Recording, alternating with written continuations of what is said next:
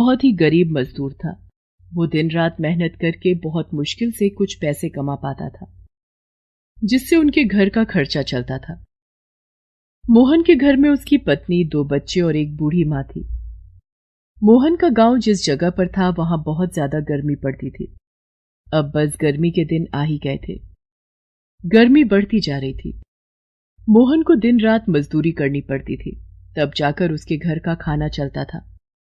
गर्मी की वजह से काम करने में बहुत मुश्किल होती थी। मोहन को अब ये चिंता सताने लगी थी कि गर्मी दिन ब दिन बढ़ती जा रही है। गर्मी का कहर बढ़ता ही जा रहा था। लोगों ने काम धंधे भी कम कर दिए थे, जिसकी वजह से मोहन को कम काम मिल रहा था। उसके घर का खर्चा चलना मुश्किल हो गया था। मोहन अपनी बीवी से कहता है, मैं तो बहुत परेशान हो गया हूं। एक तो कितनी गर्मी में काम करना मुश्किल है, ऊपर से गर्मी कैसे बढ़ती जा रही है। लोगों ने काम कम कर दिया है। अब मुझे उतना काम नहीं मिल पा रहा। मुझे समझ नहीं आ रहा कि घर का खर्च कैसे चलेगा और माँ की दवाइयों के लिए पैसे कहां से आएंगे। आप चिंता मत करें, भगवान सब भली करेंगे। अब गर्मी तो सभी के लिए बढ़ रही है, जो होगा देखा जाएगा। परंतु मोहन दिन रात चिंता में रहता था। मोहन आज जब काम पर आया तो उसे उस दिन मजदूरी के लिए कोई काम नहीं मिला। वो अपने 2-4 साथियों के साथ बैठकर बातें करने लगा।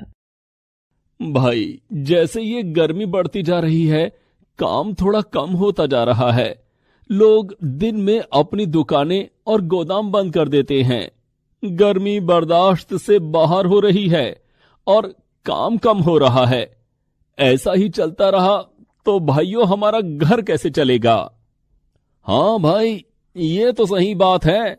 आखिर इतनी गर्मी में हम लोग काम करने के लिए ही घर से निकलते हैं और उस पर भी हमें काम ना मिले, हमारे घर का चूल्हा कैसे जलेगा।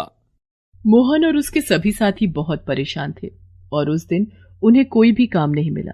वो लोग शाम को अपने घरों में वापस चले गए। मुझे मजदूरी का कोई काम नहीं मिला।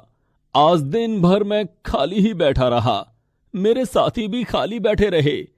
इसी तरह चलता रहा तो घर का खर्चा कैसे चलेगा। देखिए, अभी घर में 2-4 दिन का राशन है। आप बिल्कुल चिंता न करें, भगवान सब भली करेंगे। अगले दिन मोहन सुबह सुबह मजदूरी के लिए निकलता है। बहुत मुश्किल से ढूंढने पर एक गोदाम से सामान ढोने का काम मिल जाता है। वो रिक्शा लेकर सामान लेने पहुंचता है। उस दिन बहुत भयंकर गर्मी थी। 3-4 घंटे काम करने के बाद मोहन को चक्कर आ जाता है। गर्मी के कारण उसकी तबीयत बहुत खराब हो जाती है और वो बेहोश होकर वहीं गिर जाता है। उसके साथी उसे उठाकर पास में बिठाते हैं और पानी के छींटे मारते हैं। अरे भैया, लगता है गर्मी के कारण मोहन भाई बेहोश हो गए हैं। इन्हें थोड़ा सा होश आ जाए तो हम इन्हें घर पर छोड़ाएंगे। थोड़ी देर लेटने के बाद मोहन को होश आता है और वो उठकर बैठता है। अरे भाई, मुझे क्या हो गया था? मैं कहां पर हूं? अरे मोहन भाई, काम करते करते गर्मी के कारण तुम्हें चक्कर आ गया था और तुम बेहोश होकर वहीं गिर पड़े थे। अब 2 घंटे बाद तुम्हें होश आया है। अब यदि तुम चल सकते हो तो हम तुम्हें तुम्हारे घर छोड़ आए।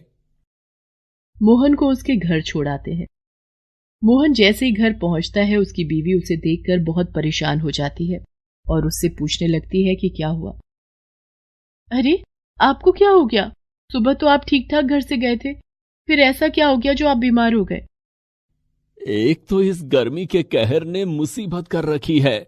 मैं तो वहां काम कर रहा था। पता नहीं कब मुझे अचानक चक्कर आ गए और मैं बेहोश होकर वहीं गिर गया। मेरे साथियों ने मुझे उठाकर मुझ पर पानी के छींटे मारे और मुझे ठंडा पानी पिलाया। तब जाकर कहीं मैं घर आ सका। अब तो मेरे शरीर में इतनी कमजोरी लग रही है कि मुझसे उठा भी नहीं जा रहा। पता नहीं मैं कल कैसे काम पर जाऊंगा और घर का खर्चा कैसे चलेगा। आप चिंता ना करें, कल पहले मैं आपको डॉक्टर के पास लेकर जाऊंगी। अभी 2-3 दिन आप काम पर मत जाइए, उसके बाद देखा जाएगा। अगले दिन मोहन और उसकी बीवी गांव के अस्पताल में चेकअप कराने जाते हैं। वहां डॉक्टर उन्हें कहता है, देखिए, इन्हें गर्मी के कारण चक्कर आ गया है। और शरीर में पानी की कुछ कमी हो गई है। इन्हें कम से कम 1 हफ्ता आराम करना होगा और ज्यादा गर्मी और धूप में निकलने से बचना होगा। यदि ज्यादा गर्मी में ये बाहर निकले तो इनकी हालत बहुत खराब हो सकती है। डॉक्टर की बात सुनकर मोहन चिंतित हो जाता है कि आखिर घर पर आराम कैसे करे। यदि वही घर पर बैठ गया तो कमाएगा कौन और उसके बीवी बच्चों और मां को खिलाएगा कौन। पर अब डॉक्टर ने कहा था तो वो काम पर कैसे जाता, और उसकी बीवी भी उसे काम पर नहीं जाने दे रही थी। वो बहुत ही उदास और चिंतित होकर मंदिर में जाता है और भगवान से प्रार्थना करता है, हे भगवान, कुछ ऐसी कृपा करो कि मेरी बीवी, बच्चे और परिवार भूखा ना मरे। गर्मी का कहर ऐसा है कि मैं काम पर नहीं जा सकता, और यदि मैं काम पर ना गया तो मेरा घर कैसे चलेगा। हे भगवान, मुझ पर कृपा करो। मोहन मंदिर की सीढ़ियों पर उदास बैठा होता है कि तभी वहां से एक सेठ जी मंदिर की तरफ जाते हैं। सेठ जी जब मंदिर की सीढ़ियों पर चल रहे थे तभी उनका पर्स वहीं सीढ़ी पर गिर जाता है। सेठ जी तो आगे निकल जाते हैं। मोहन की नजर उस पर पड़ती है। वो उसे उठाकर अपने पास रख लेता है और सेठ जी के वापस आने का इंतजार करता है ताकि वो उन्हें उनका पर्स लौटा सके। कुछ देर इंतजार करने के बाद सेठ जी वापस आते हैं तो मोहन उन्हें कहता है, सेठ जी, आप जब मंदिर की तरफ चल रहे थे तो सीढ़ी पर आपका ये पर्स गिर गया। मैं तब से इसे संभाल कर आपका इंतजार कर रहा हूं ताकि मैं इसे आपको लौटा सकूं। सेठ जी अपना पर्स मोहन के हाथ में देखकर बहुत हैरान होते हैं और मोहन से कहते हैं, अरे, ये मेरा पर्स यहां गिर गया और मुझे पता भी नहीं चला।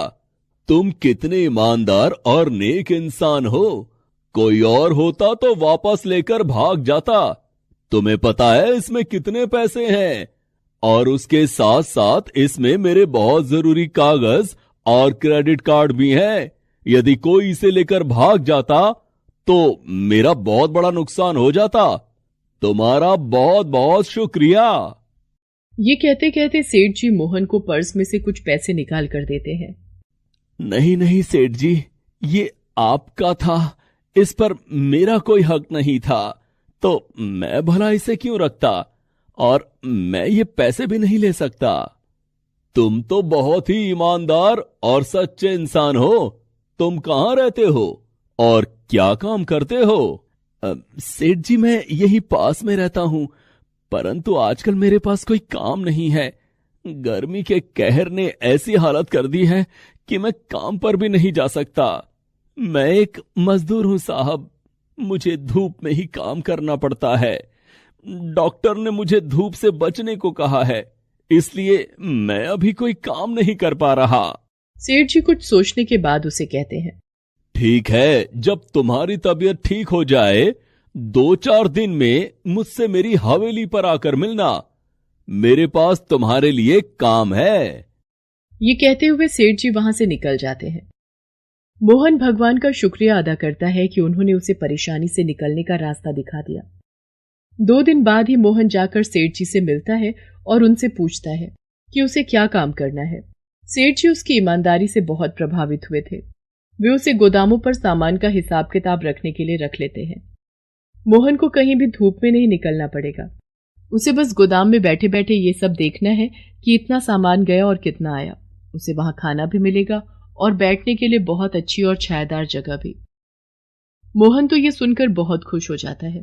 उसे समझ आ जाता है कि भगवान ने आखिर उसकी सुन ली है। सेठ जी को भी ऐसा ही ईमानदार आदमी चाहिए था जिसके भरोसे निश्चिंत होकर वो अपना सारा गोदाम छोड़ सके। सेठ जी उसे अच्छी खासी तनख्वाह पर रख लेते हैं। अब मोहन की समस्या हल हो गई थी। वो बहुत खुश था। उसे धूप के कहर से भी नहीं जूझना पड़ेगा और आराम से बैठकर काम करने की नौकरी भी मिल गई और पैसे भी अच्छे मिलेंगे। अब मोहन और उसका परिवार बहुत खुश था।